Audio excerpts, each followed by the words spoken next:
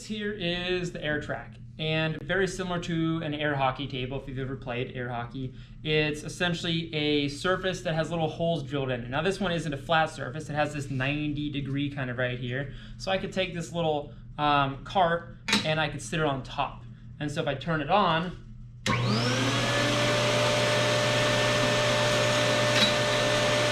we can see that they slide really nicely, really easily. Essentially, all energy is conserved. There's these little bouncy kind of spring parts. So essentially we have spring potential energy as well as kinetic energy. So I can push on it, it'll have all this kinetic, it slams into the end, the springy part bounces, and then it'll come back and they'll keep going essentially. So we get to ignore friction, we get to ignore air resistance, we have mechanical energy conserved. And mechanical energy, again, is that combination of the kinetic energy and any kind of potential, whether that's gravitational, which we don't have to worry about here with, or spring.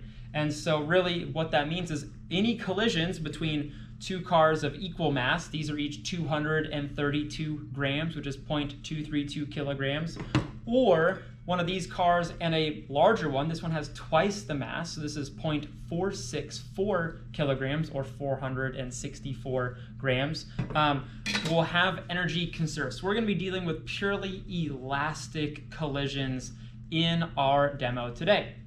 Now for our first demo, we're going to be looking at a moving car, or a moving car interacts with a car that is sitting still, and they're both the same mass, so M1 equals M2, all right? And so essentially what we're going to be doing is looking at the before. We'll sketch the before, and then to the left of it we'll have kind of our after, and we'll really be going along and describing what happened, what did you observe, like just a quick sentence fragment, as well as how would we write out conservation of momentum, and we might even go along and include what would conservation of energy look like as well. And so maybe take a moment, make a prediction for what you think is going to happen, but let's go with it. All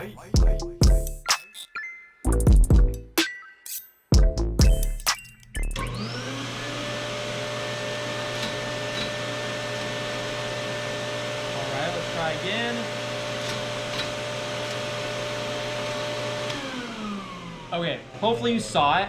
This car is sitting still, this one cruises down, it hits this one, and the moment after collision, this one that was moving stops, and this one takes off. This one even rebounded, and then hit this one, and then it went back to rest, and then they'll kind of keep playing back and forth with each other. So now, I want you to go through and write out how would we represent momentum before collision and momentum after, and even go along and include conservation of energy before and after collision, all right?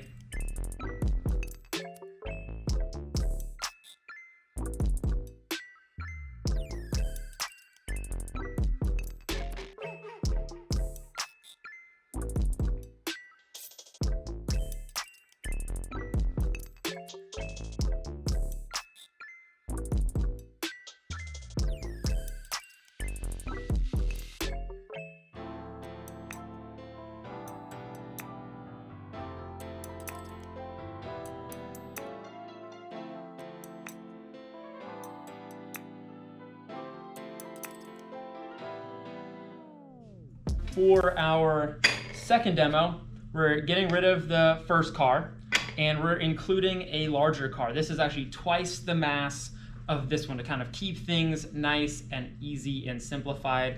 And I could be using a motion sensor with this. I'm choosing not to kind of get rid of the messiness of numbers. Now, this car is going to be moving.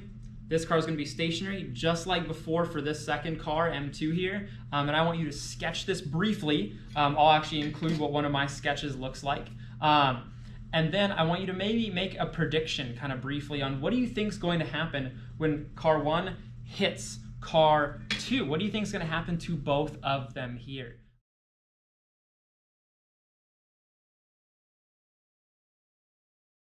Let's go for it. Case 2.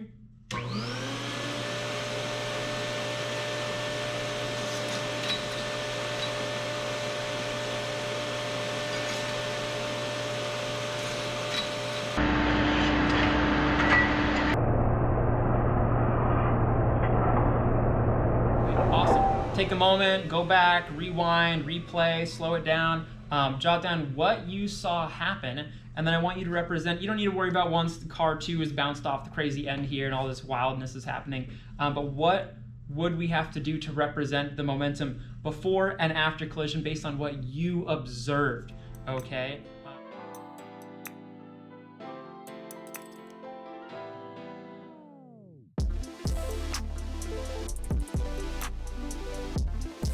So we're on to case 3.